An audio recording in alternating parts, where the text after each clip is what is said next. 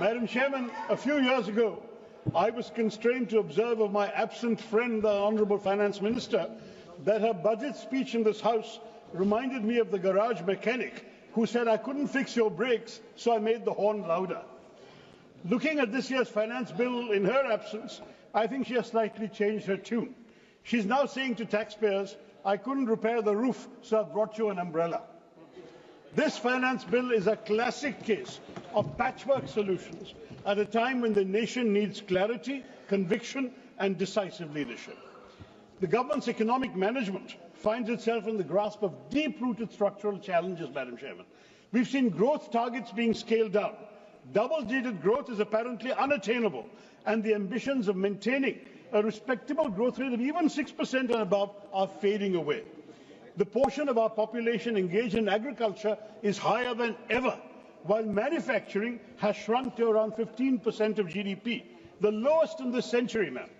Our informal sectors of employment are soaring, and dependence on foreign capital inflows to manage the current account deficit is growing amidst a staggering situation where our exports are stagnating, production is not going up. Even those who are earning 5 or 6 times the per capita income are now struggling to maintain their standard of living. So Viksit Bharat by 2047 is a laudable objective for a quarter century from now. But how does this finance bill begin to get us there? It has taken the government years to finally realize that just 2% of Indians, the hard-working taxpayers, ma'am, have been really carrying this country on their backs. Individual taxpayers, mainly the salaried middle class, were already contributing more than the corporations last year, and yet no action was taken. That would have been the time to act, as I pointed out in last year's budget debate. But now, in the current financial year, corporate taxes have crawled up by 8%, while individual and non-corporate taxation has soared by 21%. Now the government finally wakes up and gives something of a tax break to the salaried middle class. Who else is financing the government? The Aam Aadmi, through indirect taxes, most notoriously GST. Instead of the good and simple tax we all wanted, India has multiple and confusing GST rates, including the highest GST rate in the world at 28%. But tax revenue still lags at 18% of GDP. In contrast, China has 13% GST cap, but they collect 20% of GDP with it. Vietnam has an even lower 8% cap and collects 19% of GDP. Thailand, GST is only 7%, ma'am, and they get net 17% of GDP. Now, beyond exorbitant rates, our system carries a dubious tax, the dubious burden of being the most complex tax in the world. 77 countries have GST, and they impose only 1 or 2 tax slabs. This multi-rate structure in our country has only further raised the compliance burden for businesses. Indeed, bifurcating input tax claims based on different product tax rates is a significant hurdle for businesses. There's supposed to be an advanced ruling mechanism that should help, but I can tell you from the MSE food sector in Kerala, the MSMEs there, that applications are left unheard for months, even years. And our traditional snacks in Kerala, like parampuri, vada, ada, korkata, all face an unfair 18% tax simply because of the absence of an assignable HSN code. With a shelf life of under 24 hours, these snacks often go unsold and are discarded. But sadly, their input tax claims are denied, leading to mounting losses. This system, I'm sorry to say, is less a tax and more a punishment. So much for the claims of ease of doing business. And where does all this money, all this tax, direct and indirect, end up? Mostly lost, apparently, because 28.59 lakh crores, both disputed and undisputed, in unrealized tax revenue has been sitting untouched in this finance bill, nearly double the amount from fiscal year 21. Imagine if this was actually realized, our entire fiscal deficit for fiscal year 25 could be vanishing overnight. But no, instead, 13.97 lakh crores in corporate tax remains unrealized. Only 9.11 lakhs has been collected. Similarly, non-corporate tax demand stands at 14.62 lakh crore. Collections lag at 10.45. And GST evasion has doubled to 2 lakh crores already this year, with 18,000 fake entities caught. Many more remain undetected. Now, while all this is going on, between 2017 and 2022, 35,000 wealthy Indians, the so-called high net worth individuals, left our country to relocate abroad, complaining of tax terrorism. Obviously, when rich people migrate, their wealth also migrates with them. And this affects revenue generation, wealth creation, employment opportunities. Surely we need to review not just their effective tax rates, but the manner in which tax demands are made that drive such people away. Unleashing tax terrorism is self-destructive, madam. It reduces sources of long-term revenue from future wealth creation. The government's attempt to raise money through other means, all failure. Through disinvestment, underwhelming results. They've abandoned the strategy. Reports suggest that the PLI scheme, introduced with such fanfare, will also be allowed to lapse because it hasn't worked. Such is the state of affairs that the government now relies on the Reserve Bank of India's dividend as a major source of revenue. That's neither sustainable nor ideal. And this bill prompts another question, Madam Chairman.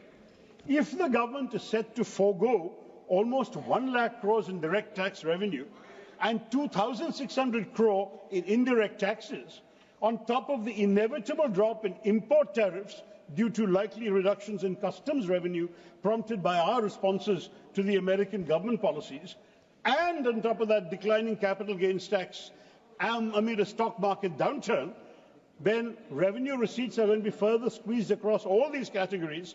How can the government claim it will cut the fiscal deficit to 4.4% for the coming financial year? The maths don't add up. Is our finance minister, welcome Madam Finance Minister, are you offering us Jadugar economics? How can we reduce the fiscal deficit in these circumstances? And if we do, who pays the price? And let me ask, ma'am, very frankly, why is it that only 2% Indians are paying income tax? The reasons are endless. Unemployment, income inequality, poverty, inflation. But can the government continue to run itself on the backs of just 2% of our people? While the economy is crawling forward at a snail's pace, income distribution is as lopsided as ever. The top 1%, their share more than doubled, from 10% in 1991 to 23% in 2023. And then the top 10%, so the top 1% went to 23%, the top 10% went from 35% to 59%. And the bottom 50% of our population, their share of our national income has shrunk from 20% to 13%.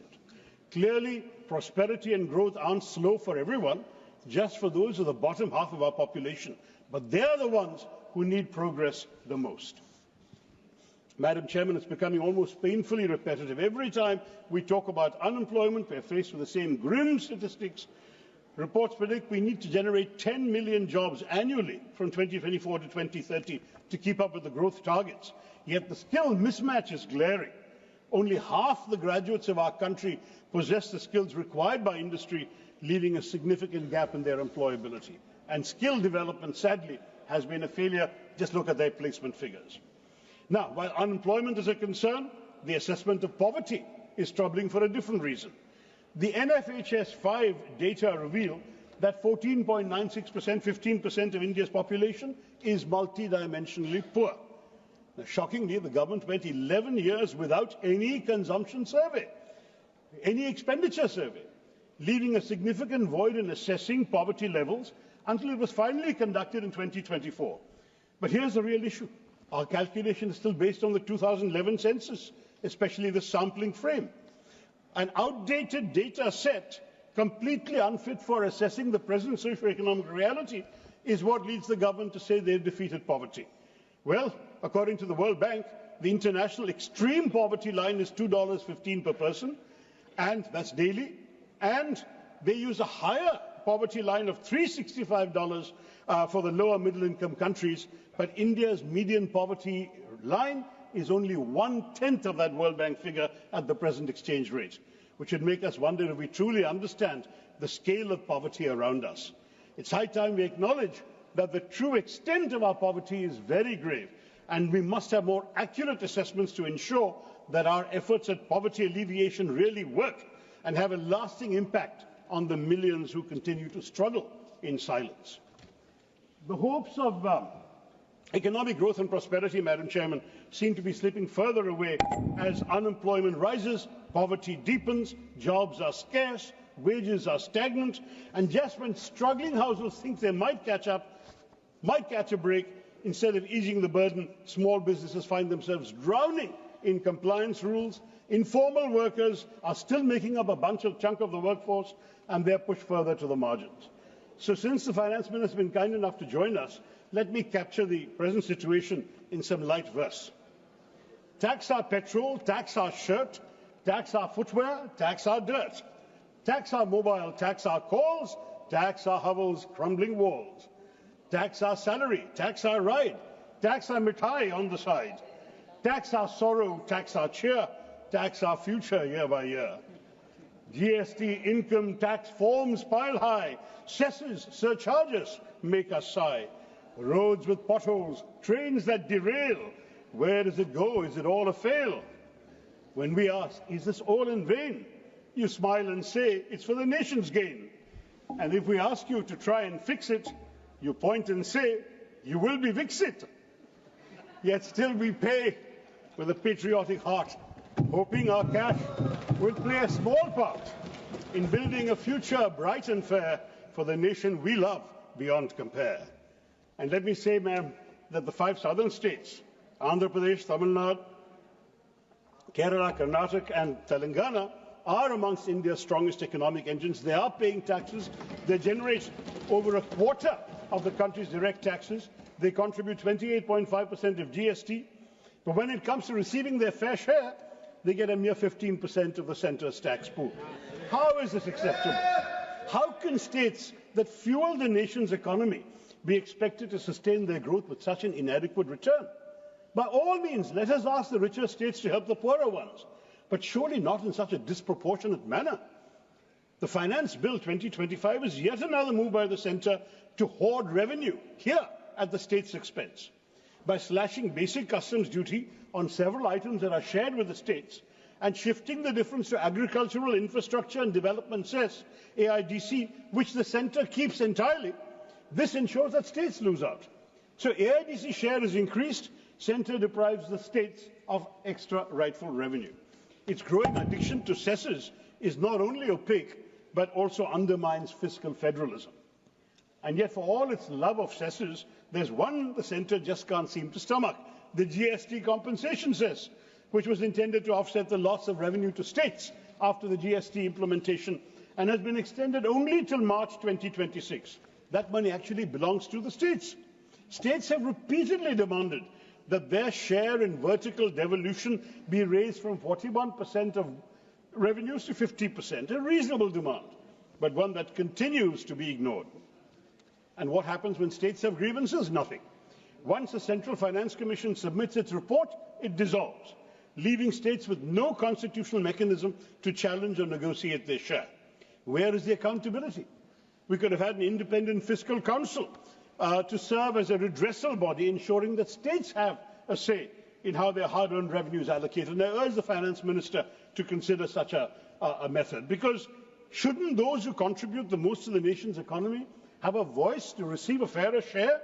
Or can the cycle of economic injustice just continue unchecked? Let me turn, Madam Chair, to my own state, because Kerala's share of tax out of the divisible pool seems to be on a permanent downward slide, from 3.8% under the 10th Finance Commission, 1980-85, to 3% in 2000 to 2005, and now under the 15th Finance Commission, is down to a mere 1.9%. 18,000 crores lost since the last one. Now, this is for a state which is struggling to meet routine expenditures and is sinking into debt that has now crossed 4 lakh crores.